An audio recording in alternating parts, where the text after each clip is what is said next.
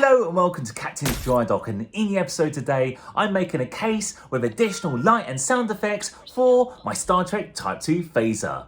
Let's make it real.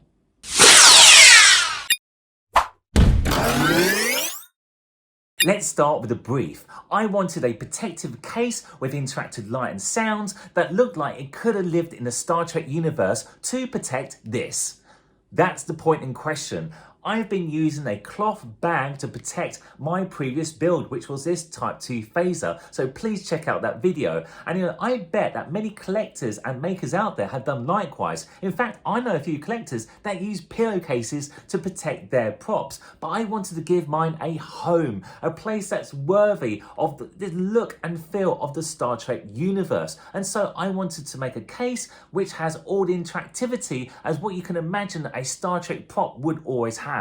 So let's talk about the case. This was the basis of the entire project, and it was incredibly hard to source. Now, I went on all over the place on websites, mainly gun websites, because I would have thought that these places would actually have the most suitable cases for the size of object. However, if you look closely at guns and revolvers compared to a phaser, they're much more narrower, which means the cases are narrow as well, which would not fit the phaser along with the electronics. And so I went everywhere, and then I stumbled across this case on AliExpress. It's a Chinese website and it's just a generic case, and it's exactly what I wanted. A blank canvas to be able to make this a 23rd/24th century storage case for my Type 2 phaser. Everything is designed around the phaser and the electronics for the case, so my regular setup of choice is the Arduino. In my own experience, it's simple to learn the basics but difficult to bloody master. But if you're a regular watcher of the channel, thank you so much, but you also know that I outsource anything more complex than a blinking LED. For this, I go to one of the many people services websites that are on offer for specialist help. Depending on who you choose, this can be really cheap and super fast, with peace of mind knowing it will all work with follow-up support. For this, I use the same programmer as I use for my phaser electronics, who's based in Pakistan, and was great at interpreting my brief. Check out the phaser video on my channel. Essentially, it would work like a fridge door. When the case is open, the light automatically comes on, but also with the addition of some really cool sound effects. Once I received the coding and diagram, it was like electronic logo, where I just had to follow the colourful pictures and connect everything up and upload the code. Now all I needed to do was copy over the sound files to the SD card. For this, there's two great free sound effect websites I recommend. Zap Splat for generic sounds like this, and TrekCore for sounds taken directly from Star Trek. To add a personal touch of creativity, I recorded my partner's voice to make an announcement when the case opens. Starfleet personnel only. I love the idea of a light up schematic inside the case, using the same method as those invisible lamps you see online, which seem to be really popular. This is a really easy effect to do. It's just etched perspex with an LED light strip shining in one end, which is refracted by any scores made on the surface of the perspex. Before starting my design of the internal schematic of the phaser that I wanted etched, I looked at the Enterprise D technical manual from my shelf, as well as some websites that are full of technobabble for me to design what I thought the internal of the Type 2 phaser should look like. During the process, I found that Star Trek design is really streamlined, clean, and has little detail compared to something like Star Wars, and so all the components I designed had a purpose and didn't look out of place.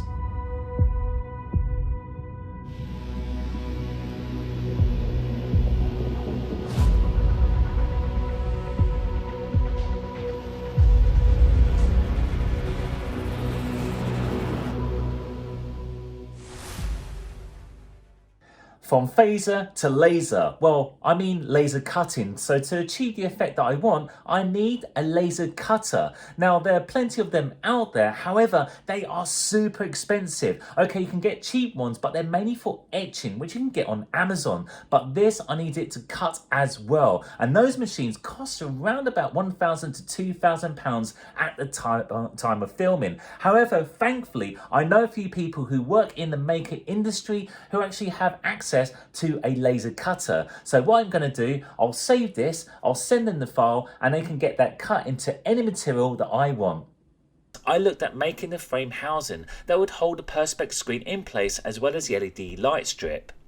Using Fusion 360, I made a dummy perspex screen so I could design the frame around it. Now, I made this one in more pieces than needed, purely so it fits all onto my small 3D printer bed. But with just a little bit of super glue, sanding and satin black paint, it looks like one piece. Because the measurements are exact, this slips in perfectly into the frame as well as the RGB light strip. I avoided super glue as the fumes are notorious for leaving white residue on clear material, so instead I used E7000 glue, which has the benefit of being able to be pried apart if I wanted to make improvements later. After gluing the wires in place, it was time to install the screen into the case using Velcro. Yeah, I know, the reason why I use Velcro is so it can easily be popped out if I need to clean it or if I want to make improvements later on. Also, I like the idea of being able to disassemble and reassemble my builds. While making the display, I spent ages trying to work out how to cut the phaser profile into the protective foam insert. The common method is to draw around the object onto the foam and attack it with a really sharp long blade or even a serrated kitchen knife. Although this would do the job, it leaves a really crude, messy finish and not how I wanted the final look to be. After all, this is Star Trek, where things are meant to be perfect and well finished. The cut had to be clean and precise, so from my experience with the display, I thought surely the laser cutter could do it. So I drew up an outline of the interior of the case and copied over the outline of the phaser I drew for the schematic design, making sure it was sized exactly to the prop. What's also cool about this method is that the foam can also be etched by the laser cutter, thereby giving me some more options of adding some really tasty details to give the prop more of a narrative. Fresh from the laser cutter, this came out exactly how I imagined it, and you can really see how it makes the whole prop ooze quality. Speaking of which, I needed to install the 21st century electronics. As there was lots of space in the case, that was cool, that rhymed, I hot glue gunned them into the base, making sure not to cross over where the phaser would sit. Now this looks messier than I envisioned, but this was not going to be seen. I could get away with this made for TV approach of it just needs to work. The tricky thing was to work out where to pop the micro lever switch. This is released when the case is opened, and so it has to be in contact with the lid when it's closed. Now all that's left is to adorn the case with Starfleet graphics. Now if you watch Star Trek, you will know that Starfleet labels absolutely everything, almost as much as the 1960s Batman. After looking at some reference, I decided on the post-TNG series badge, which reflected the time and design of the Type 2 phaser. For this, I used my Silhouette vinyl cutter and used a matte white stock which mirrored what I saw on cases used in the TV shows and films.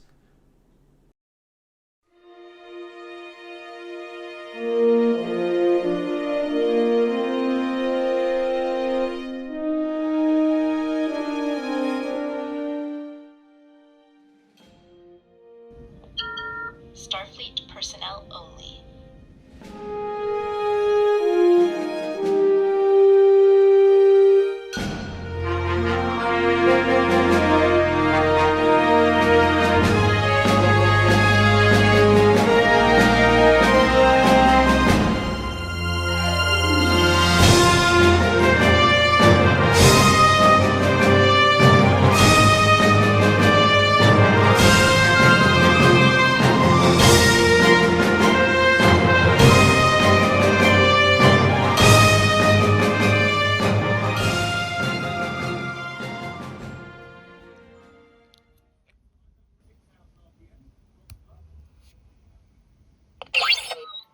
This Mark II phaser is armed.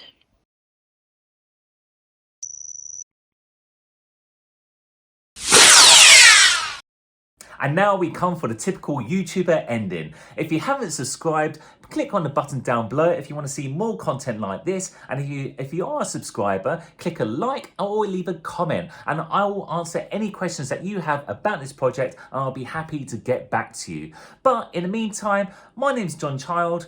This is Captain's Dry Dock. You stay safe, and I'll see you on the next episode. Take care. Bye.